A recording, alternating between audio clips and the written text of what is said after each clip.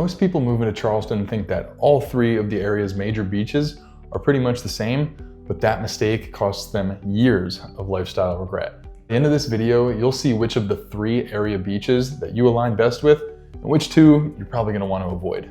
So the Isle of Palms, Sullivan's Island, and Folly Beach all look amazing online when you're looking through pictures, searching for restaurants, things to do, places to park, but they all have a very different vibe when you're there in person. And they're a lot different if you're trying to live in a town nearby one of those beaches. There, by the way, I'm Kyle Weston, local realtor here with the Dave Friedman team at Keller Williams, and I help people buy, sell, and invest all over Charleston County every single day. And these decisions come up a lot when people are searching for homes. So hopefully by the end of this video, you've got a good idea of which beach town you want to call home. So the first beach that I want to talk to you about is the Isle of Palms. That is my beach. That's the one I'm a little bit biased to. It's the closest one for most residents of Mount Pleasant, and that's its biggest strength and its biggest weakness all in one. Because that means during peak season, especially on Fridays, Saturdays, Sundays over the summer, there's going to be a lot of traffic getting to or from the Isle of Palms. Now there's awesome amenities, tons of different living situations, housing styles, and locations to choose from all over Isle of Palms.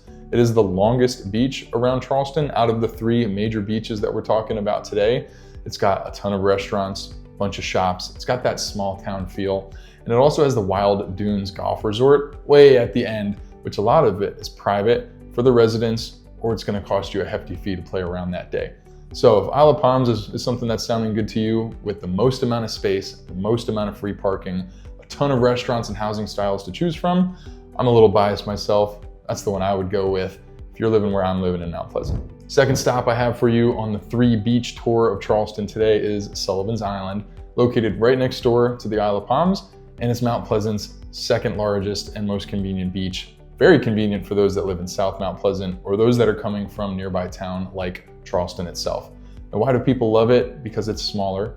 It's got the residential, more low-key feel, and a little cluster of restaurants, bars, and shops to pick from, so that a Friday night out is always a good time.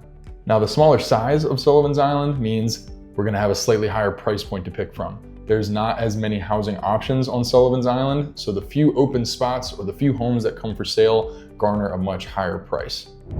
Folly Beach, stop number 3. This is our third beach option for you for those that are looking to live in or around Charleston, anywhere in Charleston County. And Folly Beach has the most fun and adventurous vibe. This is where a lot of people go when they're coming from inland in South Carolina and they just want to take a day trip to the beach. It feels a lot more inviting, welcoming, and there's a ton of space. It's the second largest beach option out of the 3 that we're talking about today. It's actually where the best waves in Charleston are located. If you're someone that likes to surf, Isle of Palms and Sullivan's is not going to be for you, but Folly is where they have the washout. This is where the surfers go and hang out. It's where really the only waves that you can catch around Charleston are located. There's, again, just like Sullivan's Island, a bunch of restaurants and bars and shops to pick from, a couple rooftop options as well. And if you're coming from somewhere like the Northeast or California and you're used to that boardwalk vibe, Folly is probably going to be the most familiar to you around Charleston. Now, just like the Isle of Palms and Sullivan's on a Friday, Saturday, Sunday, in the on-season, middle of summer, it's going to be really tough to get to and from Folly Beach unless you're there really early or really late. There's only one way in and out of Folly Beach, just like the other 2, so it gets really tough getting to or from really after 9 a.m. So if you want a good spot, make sure you get there early. Quick question, if you had to choose one of the 3 beaches that we've been talking about so far to live near or on, which one would it be? Drop a comment below and let me know which one.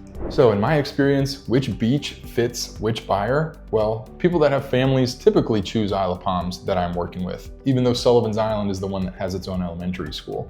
Sullivan's Island is where people choose privacy and long-term security and want that little bit of a cluster of restaurants, shops, and bars to choose from.